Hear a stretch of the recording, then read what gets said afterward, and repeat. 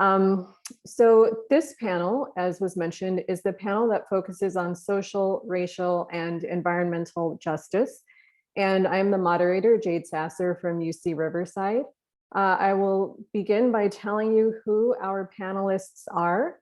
I will come back to introducing myself very briefly. And then I will talk about the reason or the importance for this pillar in discussions of climate justice. From there, the panelists will take a few minutes to introduce themselves and their work. And then from there, we will get into some questions and conversation. So briefly, the panelists are Fortino Morales, the Sustainability Officer at UC Riverside, Isabella Zizi, organizer with Idle No More, SF Bay, Michael Mendez, Assistant Professor at UC Irvine, and David Pellow, Professor at UC Santa Barbara. So as we start this discussion, I must acknowledge that I am calling in from Riverside, California, which is located on the unceded, occupied homelands of the Cahuilla, Tongva, Luiseno, and Serrano peoples. So a little bit about myself to introduce why I'm moderating and participating in this discussion. I am an associate professor of gender and sexuality studies at UC Riverside, where we, several years ago, launched a program in sustainability studies. And in that program, we see the inherent connections between intersectional feminist work, meaning feminist work at the intersections of race, class, and gender, with issues of sustainability, most critically issues of climate change, climate justice, and environmental justice. My work, my research, focuses on the intersections of gender, race, and socioeconomic status with large-scale environmental and health problems. And across my projects, I argue that stronger coalition building between climate justice and other intersectional movements for race and gender-based justice can better help us reject false solutions while safeguarding marginalized communities. So a brief word about why we're discussing this pillar. I actually don't think I need to say a word about why we're introducing this pillar. It's been all through our discussions this morning. If you heard the amazing keynote discussion from Shalonda Baker, if you watched the panel on just transitions that preceded this panel, social, racial, and environmental justice are critical. They are at the heart of every discussion of climate justice, as they should be. We know that climate change is a problem that reflects and exacerbates existing social, racial, and environmental inequalities and injustices. We know that Black, Indigenous, people of color, and low-income communities are the first to experience negative climate change impacts like heat death, respiratory illness, infectious disease, and economic and cultural displacement. We know that climate justice says that climate solutions must protect our most vulnerable communities and ensure their resilience in the face of the ongoing climate crisis that we are facing. Movements for racial justice and social justice are not separate from movements for climate justice, as we've been reminded just this morning by the Movement for Black Lives, which just launched a Red, Black, and Green New Deal, which includes a proposal for a national Black climate agenda. This follows and builds on the Red Nation's launch of a Red Deal 2 years ago that focused on Indigenous actions to save the Earth. I also just want to note on the note of racial justice, we received a verdict on the trial of Derek Chauvin in the murder of George Floyd. And for many people, myself included, this does not feel like a victory. It does not feel like justice. It feels like a sense of relief because it is a break from the ongoing indignity and injustice of these kinds of cases not receiving the kind of outcome that we know there should be. But justice would have George Floyd alive and with his family. And so I just want to note that to begin with. Okay, so I would like to allow our panelists to more fully introduce themselves. Let's begin with Fortino Morales, Sustainability Officer from UC Riverside. Fortino. Hi, good morning, everyone. Thank you for the introduction. I'm glad to be here and part of this panel. So I'm the sustainability officer for UC Riverside, and I've been asked to kind of talk a little bit about my work with our garden. And so this is a campus garden initiative that was started initially in 2009, and it kind of started with two pillars. And so this was 2009, and there was the kind of the Great Recession that was taking place. And there's a group of students on campus that wanted to have some growing space to learn about sustainable growing and environmentally mindful growing. And at the same time, the Salvation Army actually approached the university and said, hey, we've been seeing an increase of families that are coming to our food box program, and we can only provide them with canned and dry goods. You're a land grant university that works in agricultural research. Is there any way that we can work on donating some fresh produce to provide for these families? And so that was kind of the genesis of the Our Garden program, is kind of both looking and learning how to grow in a more sustainable way, but also addressing the real need that there is in the community. And so since then, that program has kind of gone from a quarter acre. It's now at about 7 or 8 acres in total. Has a hoop house, a greenhouse, community garden plots, row crop growing. And this is all on, within the agriculture research station that's a house on campus. And so, really excited and proud about that.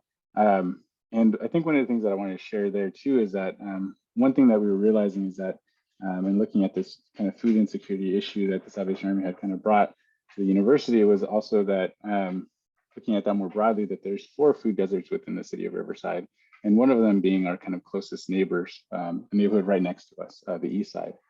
And so, and at the same time, we were also getting a lot of interest from kind of the agricultural folks in the area. And for anyone that doesn't know so much about Riverside, we have a green belt that's within the city limits, and that's about 4,000 to 5,000 acres of land that is preserved is meant to be kept in agriculture and can't be developed. And so we're also finding out that there's about a fifth of that was, either fallow or being underutilized.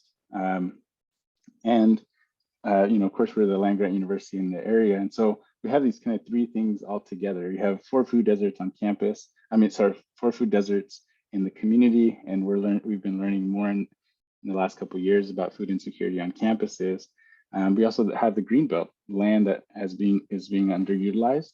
And we have the land grant university, UCR, kind of all in the same city limits. And so kind of like we're working to try to figure out, what does that mean and why, how does that happen? And we're kind of come upon this idea that it's not necessarily that we don't have the scientific knowledge or understanding around growing or these types of things, but it's just about how we kind of put those together, and in kind of the cultural, social policy framework that we use, and how we use those tools that we have to affect policy and change. And how do you end up with a land grant university that does historical research on agriculture and its closest neighbor, a food desert? It's just kind of one of these things that it's so obvious when you think about it and look at it, but it's an area that we were really interested in kind of working on.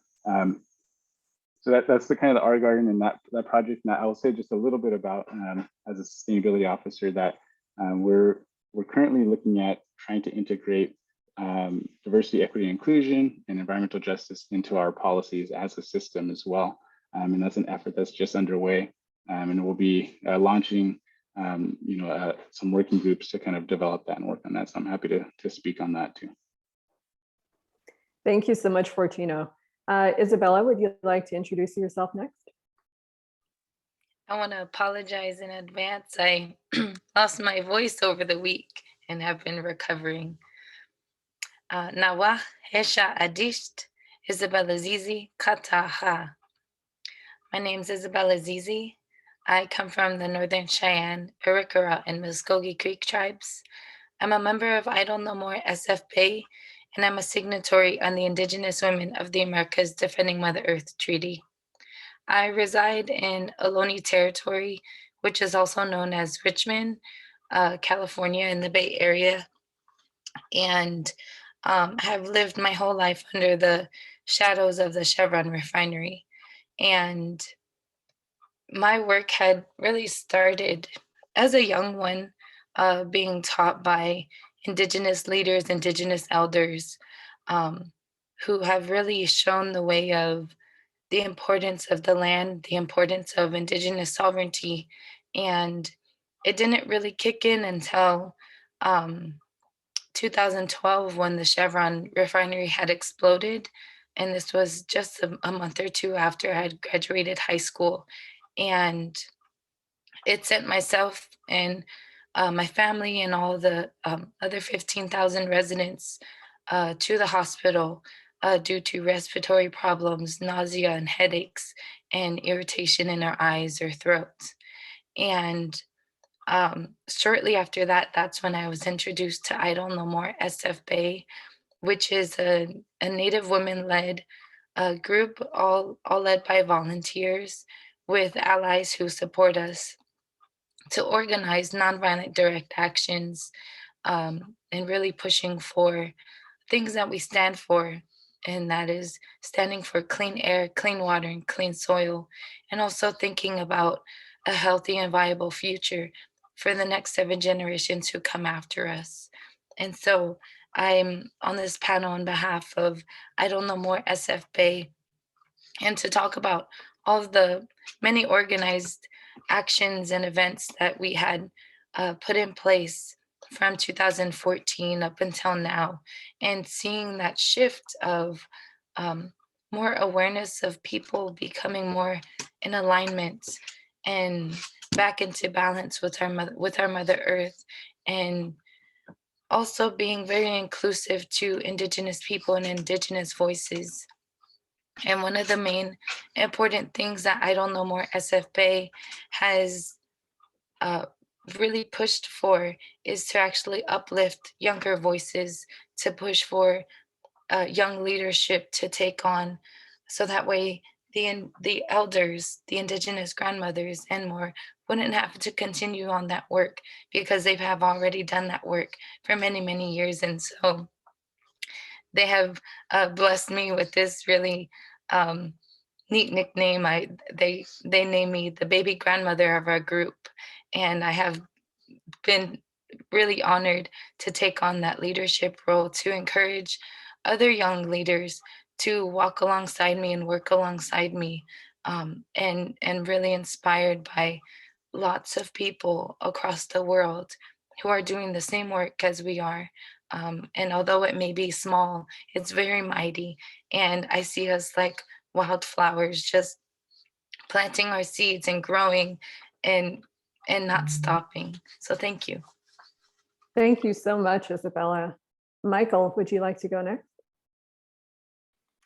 Great. Thank you, Jade. And I'd like to congratulate Tracy and all my colleagues on this launch of this important center, and happy Earth Day. Every day should be Earth Day and Environmental Justice Day. And it's such a pleasure to go after Isabella, because I really feel this panel is going full circle for me. 10 years ago, I served as one of her graduate mentors at UC Berkeley when we were doing a community-based project at her high school, Richmond, in Richmond, Kennedy High School. And to see her now as a very prominent environmental justice activist and Indigenous activist is really heartening for me, and I really enjoy that opportunity. So I'm an assistant professor of environmental policy and urban planning at UC Irvine. And my work really looks at the intersection of community action, social movements, public health, and how the environmental justice groups are engaging around political issues. So I'm going to speak a little bit about my recent book, Climate Change from the Streets, and want to just put it into a little bit context of where we are in California. As many of you have mentioned before, we are experiencing this major climate change crisis and historic racial unrest. In the last year alone, millions of people have been impacted by multiple disasters, fires, blackouts, heat waves, drought, hazardous air quality, and of course, the ever-present COVID-19 pandemic. These are all major life events. These compounding of disasters have cascading health, social, and economic impacts. And as many of you know, due to existing structural inequality, these impacts are disproportionately affecting low-income people of color. And to address this climate emergency, activists and policymakers have proposed the Green New Deal at the federal level. This is a radical proposal, as you know, to decarbonize our economy and to address poverty and inequality. However, for the last 2 decades, low-income people of color have also pushed state and local governments to experiment with reducing greenhouse gas emissions in approaches that also address inequality and public health. These efforts in climate experimentation have been contentious and are often met with significant resistance. While I'm supportive of the Green New Deal, I'm here to say that there's nothing new about the Green New Deal. Climate change experiments in places like California since 2006 have been all-out street fights. Environmental justice activists are often pitted against traditional environmentalists who favor the least costly mitigation solutions, which do not necessarily maximize equity and public health outcomes in low-income communities of color. Therefore, in my book, Climate Change from the Streets, I examine the modes, the logics, and politics of climate change and environmental justice policy. The book foregrounds people, place, and power in the context of climate change and inequality. Although the science of climate change is clear, policy decisions about how to respond to its effects remain contentious. Even when such decisions are claimed to be guided by objective knowledge, they are made and implemented through political institutions and relationships and all the competing interests, power struggles, and racial dynamics that this implies. In my book, I present this narrative that describes the conflicts about climate change at its core as being cultural. California is often seen as this homogeneous entity that uniformly values environmentalism and climate action. This image universalizes the idea of climate change and detaches it from its cultural settings. It also obscures how the localization of environmental policy and science within the state involves processes of public conflict and legitimacy. So using the example of California, my book examines the culturally contingent nature of climate change policy, the assumptions and worldviews that often create conflict between community understandings of local environmental conditions and the prevailing global top-down conceptualization of climate change. I argue that through a recurring process of conflict and collaboration, a broad range of individuals and organizations are co-producing what climate change and environmental justice means. So I look forward to talking to you a little bit more about these conflicts and collaborations that environmental justice activists, leaders such as Isabella are doing here in California and beyond. So thank you for this opportunity. Thank you so much, Michael. And you actually anticipated one of my questions. So that was great. Thank you. So David, last but not least, David Pellow. All right, thanks so much. It's really wonderful to be on this panel. Really on fire presentations, and I'm in really good company. Thank you, Jade, for moderating, and of course, Dr. Osborne, congratulations on the launch of this extraordinary new endeavor. I'm David Pellow. I'm chair of the Environmental Studies program and director of the Global Environmental Justice Project at UC Santa Barbara, which means I live, work, recreate, learn, play, and pray on unceded traditional indigenous Chumash lands, territories, and waters.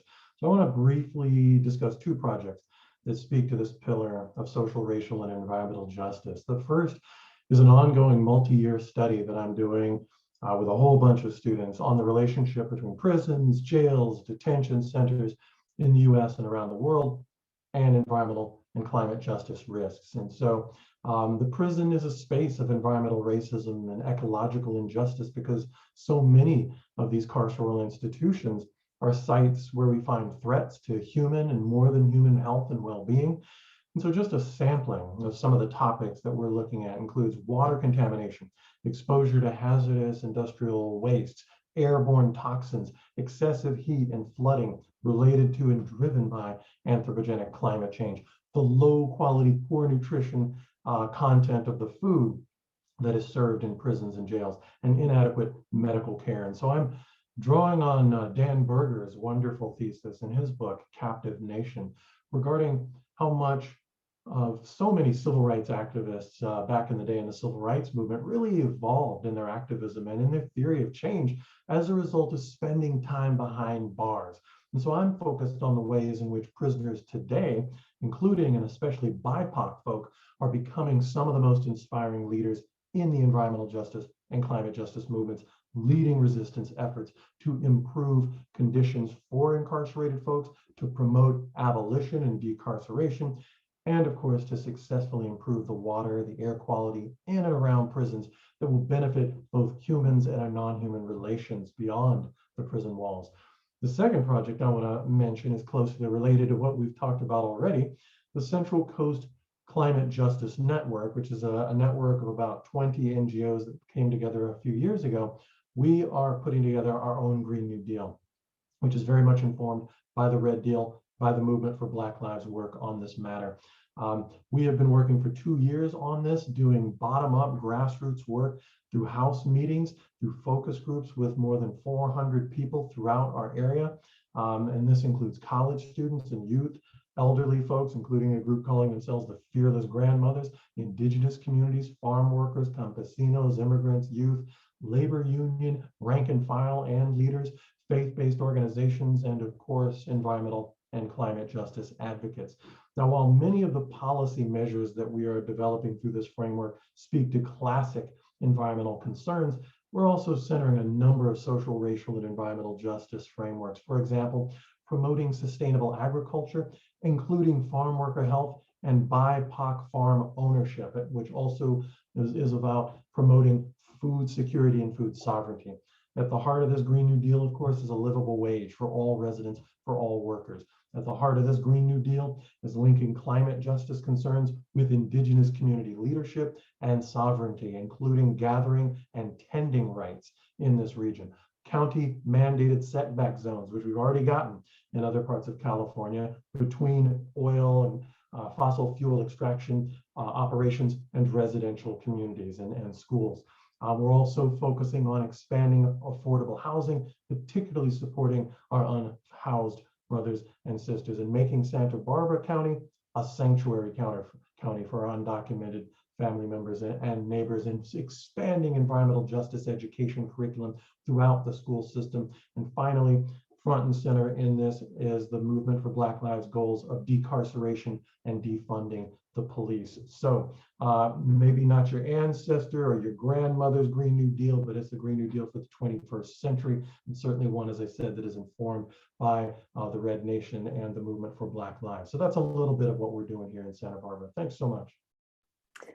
Well, thank you to all of you. I have to say, I am so excited about this panel, and I almost don't know where to begin, but I want to jump in with a question that some of you have already touched on, but I wonder if you'd like to touch on it a bit more fully. And really kind of, the question is, I wonder if you all would like to speak to our current moment. And what I mean by that is, this morning's keynote speaker, Shalonda Baker, brought our attention to the interlinked problems of racial inequality and health inequality by referring to George Floyd, who was murdered at the hands of a policeman through racist police brutality, and who also suffered from multiple health conditions, heart disease, respiratory disease, and had survived COVID-19. So my question to the panelists, and anyone can jump in, is what connections, if any, not if any, but really, what connections do you see between climate justice and these other pressing major issues of our time, specifically public health issues, the pandemic, health disparities in general, and racial violence? I guess I could start us off as I started off a little bit of my comments earlier, is that these disasters, these extreme weather events, the pandemic, these are all a compounding of disasters. And who's suffering the most, either from air quality issues from the pandemic itself, various forms of environmental threats and pollution, it's no secret and it's no surprise, it's that low-income people of color, and that these injustices, these forms of systemic racism in our society and our institutions permeate every aspect of our lives. And it's not just, of course, focused on criminal justice, but every single aspect of our lives. So these compounding of disasters, multiple disasters happening simultaneously, are are happening because of these systemic issues, and disasters are only exacerbating what's already these individuals are experiencing in their everyday lives. So we really need to start with how do we reframe and reform or abolish our racist systems that create these existing disparities on an everyday basis. Absolutely. Is there anyone else who'd like to jump in on that question? Sure. Yeah, I would agree with everything that Mike said and more. And thank you, Jade, for that framing. You know, the data are very clear. There's so many studies showing the links between, you know, and the exacerbating links, as Mike was talking about, between COVID-19 and industrial pollution. That those communities that people call environmental justice communities, I wouldn't call them that. I would call them communities that are suffering from environmental injustice, are also the same communities that are way more vulnerable, not only to transmission of COVID-19, but of course to hospitalization and death. So the increased rates of morbidity and mortality that we see in communities fighting for environmental justice are being amplified by this cascading and intersectional crisis. And I would just say on a positive note, that the environmental justice movement has always been an intersectional movement. We've never been about a single issue ever. And so this movement is in many ways uniquely situated to rise to this occasion and to address this crisis. And I think it also makes sense for us to remind ourselves, as we have done recently, that environmental injustice, environmental racism itself is a form of racist violence, racial violence. But I've often argued that it's even more than that. It is also a form of warfare, chemical warfare, institutional warfare. We are targeting communities. Entire communities are suffering from this form of militarism and warfare. Communities that are not, in my view, environmental justice communities. These communities, our communities, are seen as legitimate targets that must be neutralized, that must be vanquished, and often annihilated. And that is what is happening all across the land. So the environmental justice movement, the climate justice movement, food justice movement, all of these movements that intersect are uniquely situated to rise to this occasion and are, I would argue, peacemaking movements and anti-militarist movements, and movements where we're seeing new articulations of deep ecological feminism, which is what we need to confront this toxic masculinity and this patriarchy that is intersected with militarism. So thank you for that important question. Okay, thank you both. So this question is something that everyone can jump in on, and maybe we can start with Isabella and then Fortino.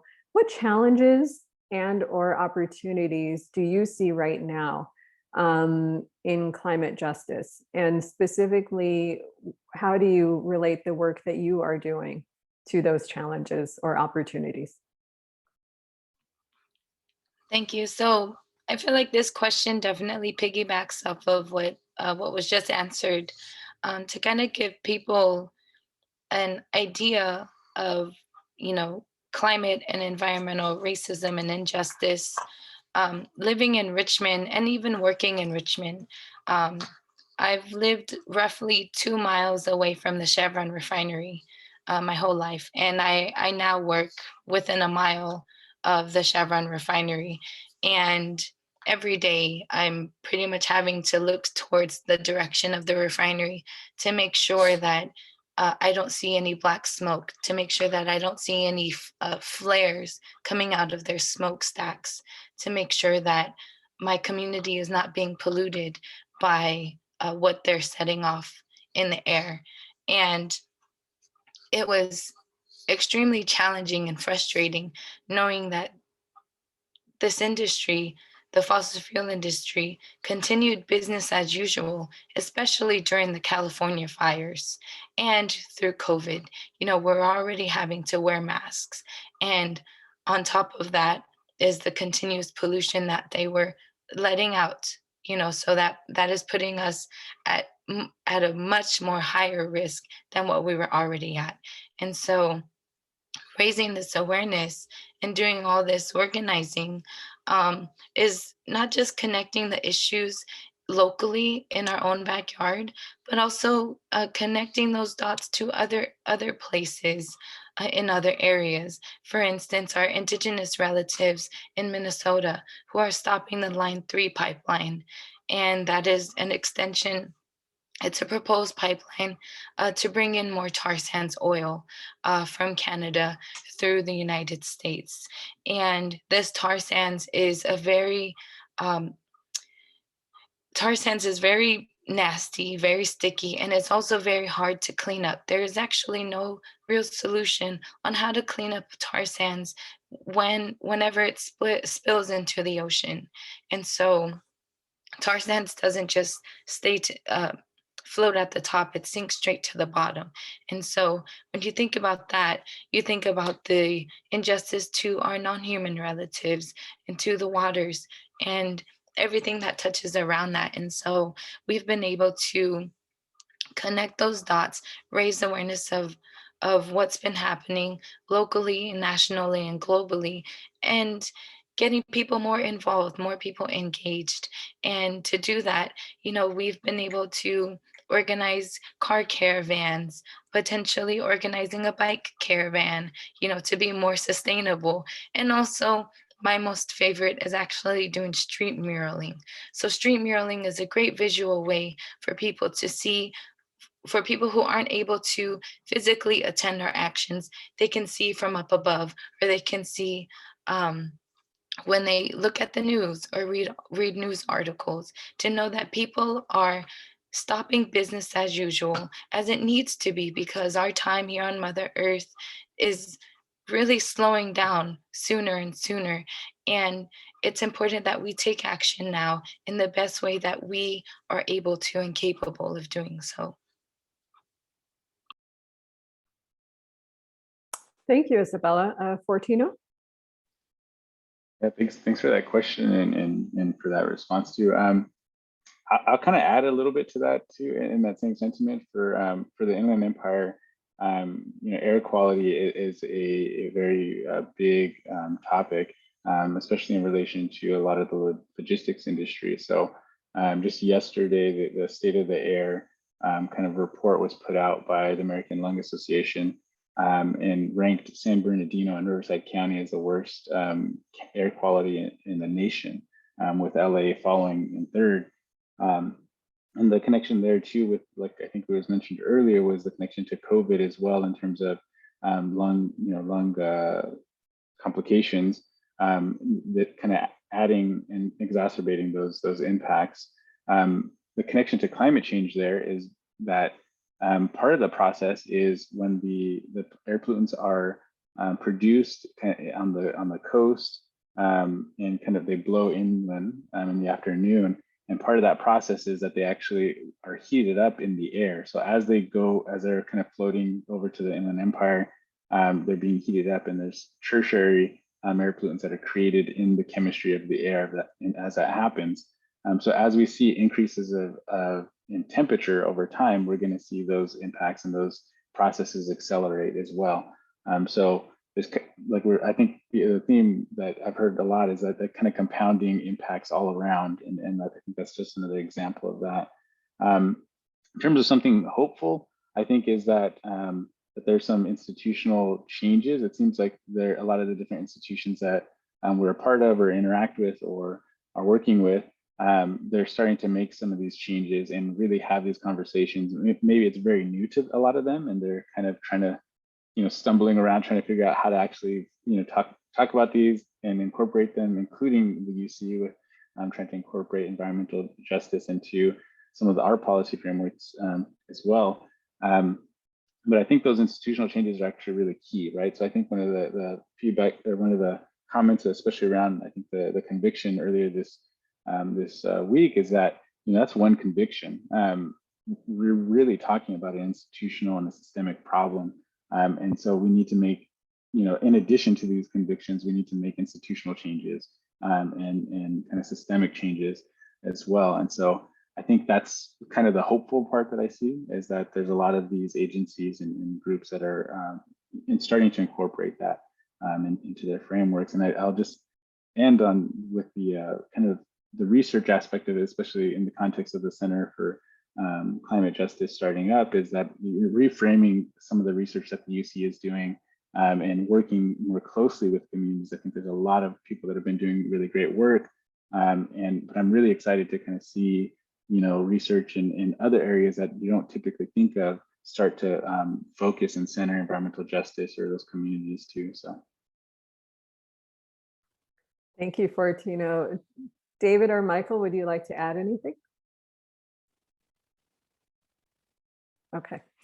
All right, so my next question is actually kind of a practical nuts and bolts question about how COVID-19 and, quarantine, lockdown, et cetera, the dynamics required to keep us safe and healthy, how have they impacted your work or climate justice organizing from your perspective? And are there any opportunities that you can see coming out of this major shift, this major adjustment that we've all had to make that can help movements become more resilient in the future?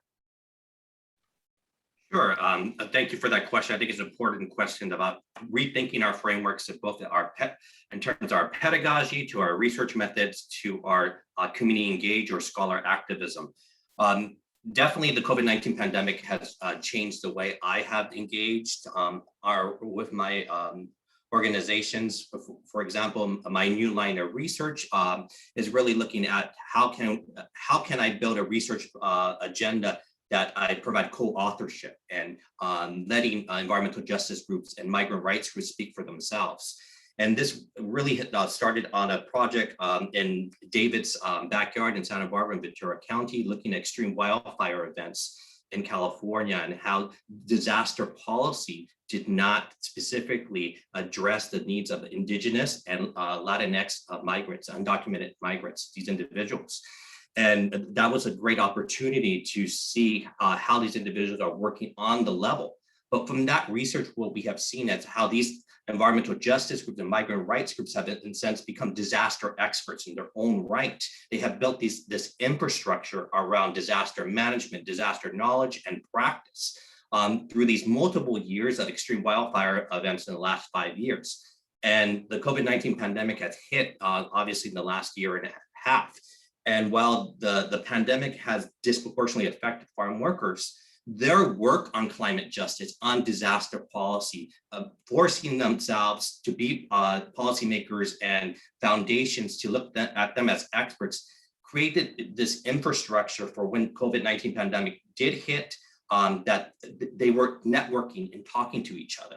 And while, again, these effects from COVID-19 pandemic have been disproportionately impacting farm workers and undocumented migrants, many of the activists that I've been working with from Santa Barbara, Ventura to Sonoma County have said the effects would have been far worse had it not been for the last 5 years or 3 years of them directly working on climate change and disaster policy issues. So I think that's one major linkage between climate change and COVID-19 pandemic, the needs of becoming multiple types of experts from climate justice, disaster policy to public health. I'd like to add on to that.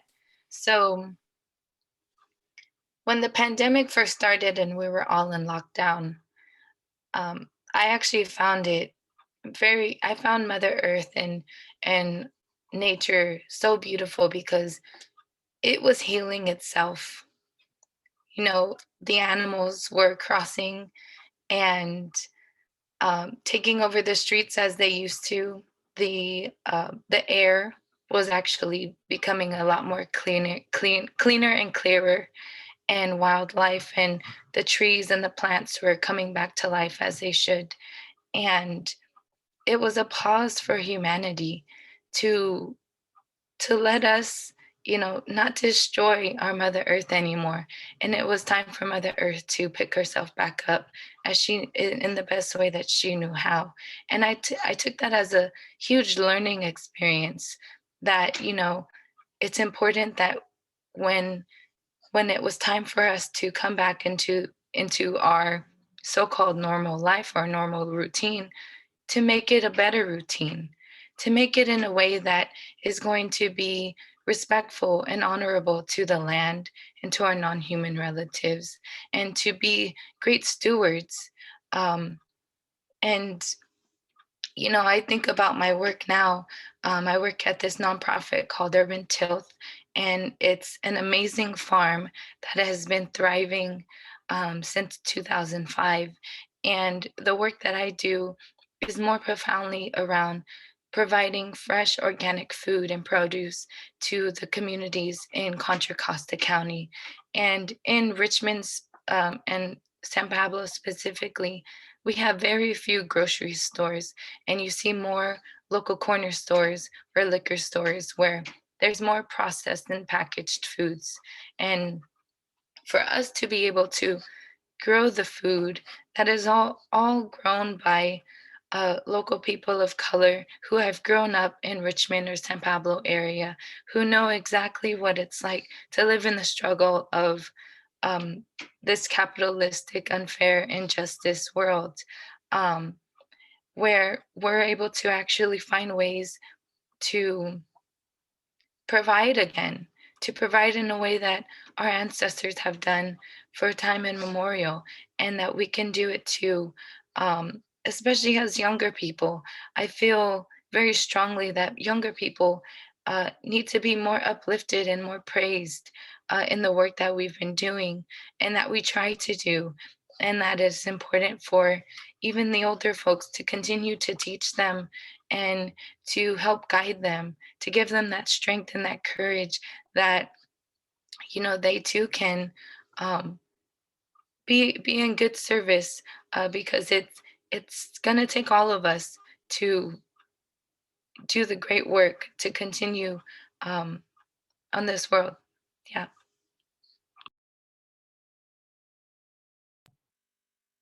Well, yeah, I appreciate all these comments and this analysis. That's right on point. I guess I would say the impacts of COVID-19 for us with respect to developing our Green New Deal. This was, you know, something of course, these house meetings that I mentioned earlier, something we of course borrowed from many other social movements, the United Farm Workers, for example, meeting in people's homes, right? And people with their family, their friends, their colleagues, their neighbors, to get a sense, what is it that you like about your community? What do you want to lift up about your community? What would you like to change about your community? And what would you like to see in a Green New Deal in this particular community? That work, of course, had to shift quickly from in-person to online. And I would say I'm very proud of our team that we've done. I would say a very good job. In many ways, it's allowed us to reach out more broadly, just in the digital space than we might have otherwise.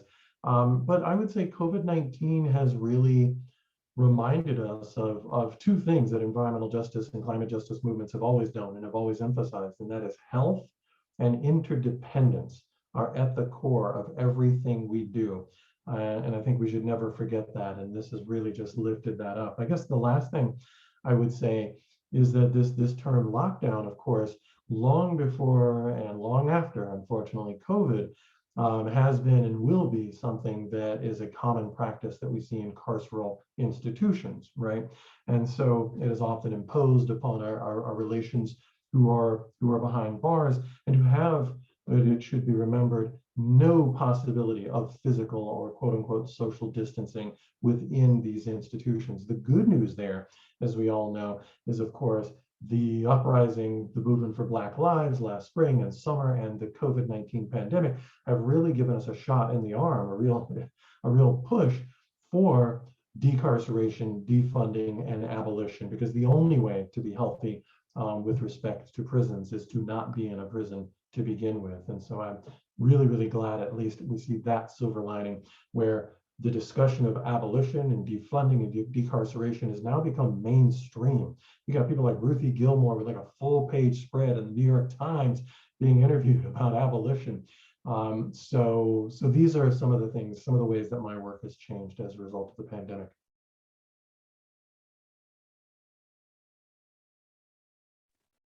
Fortino?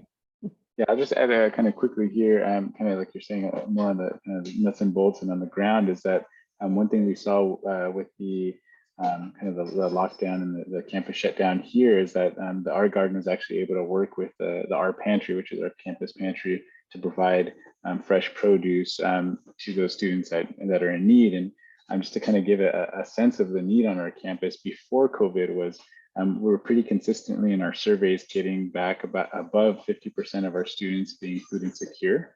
And so that's, not being sure where their next meal is coming from, and or choosing kind of an inferior type food versus a healthy meal.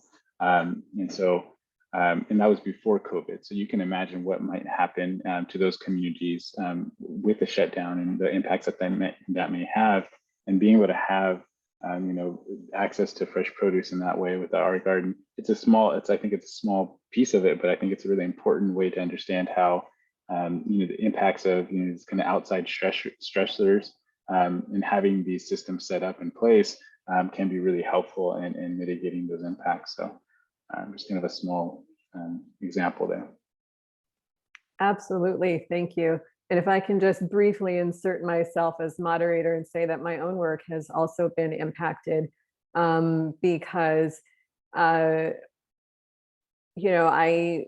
my research shifted, and one of my interdisciplinary collaborations began to focus on how frontline worker communities in the Inland Empire who are working in the logistics industry, who are disproportionately impacted by air quality issues and air pollution, and who did not have the opportunity to shelter in place and work from home, were disproportionately exposed to and impacted by COVID-19. And these are, of course, racialized communities as well.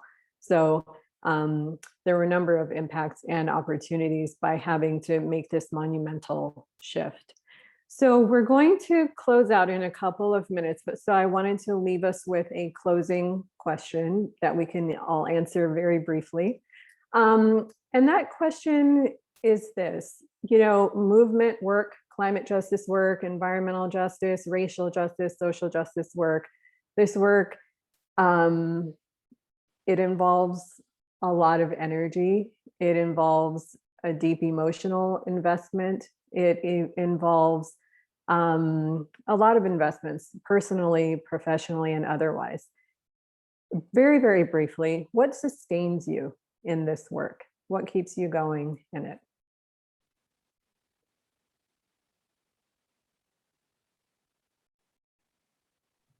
Well, what's keeping me going right now is Isabella's canine companion. Super cute. I would say, it's maybe cliche, but it's true. And I think you just said it, Jade, that so much of what we do is about relationship building. And so for me, and that also is a challenge, right? Because for me, then it means that my work then blurs with my community building and with my friendships and my family. So that line gets sort of obliterated and crossed all the time. But it also means that I'm being nurtured, that I'm not always in work mode when I'm doing work. And I almost forget that I'm doing work because it's like, well, I need to do this to survive. So the people around me and those relationships sustain me.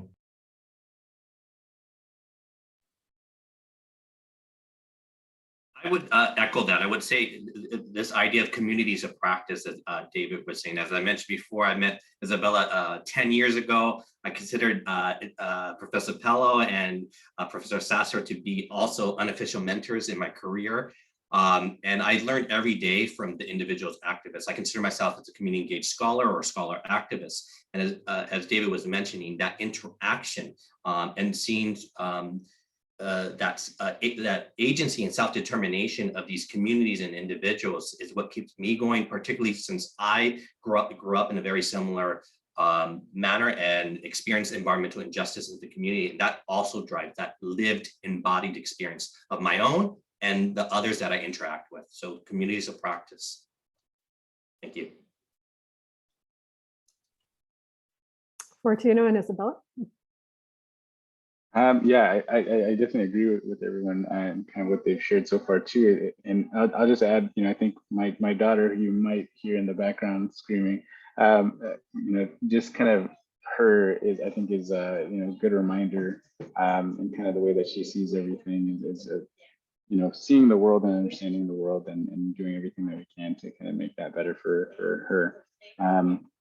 Yeah, and then I think just also, you know, family and that kind of lived experience, you know, just knowing that, you know, the experiences that they've all gone through, and trying to kind of do what we can, you know, what, you know, one piece of what a bigger thing, contributing to that. So What's coming to me is really the knowledge and the guidance that was not only passed down from my elders, but also the knowledge and wisdom that I received from the younger generations, who are really who have really taken on this resilient act of being, of taking action without being just being so fearless, and just being very upfront, that really helps me continue to push forward and move forward, and knowing that, you know, we're doing the best that we can as educators, as community organizers, as siblings, as parents, as colleagues and friends, and the list goes on and on. And that really inspires me to continue this work, and to know that, if you know that and to know that one day, my great grandchild will look up to me and say, Isabella did this at this time. And I look forward to that day, whether I'm here or not. Thank you all so much. I can say that I am deeply inspired by the work that all of you are doing. And what sustains me is knowing that I'm part of something larger than myself, and am in good company with so many inspiring people.